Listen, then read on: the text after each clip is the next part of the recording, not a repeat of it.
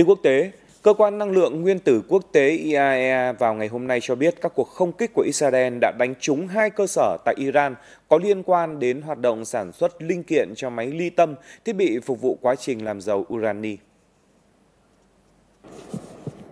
IAEA xác nhận cuộc không kích đã nhắm trúng một tòa nhà của Trung tâm Nghiên cứu Tehran.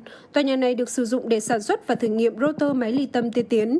Trong khi đó, hai tòa nhà khác thuộc cơ sở mang tên Tesa Karash đã bị phá hủy. Hai tòa nhà này được sử dụng để chế tạo các bộ phận của máy ly tâm.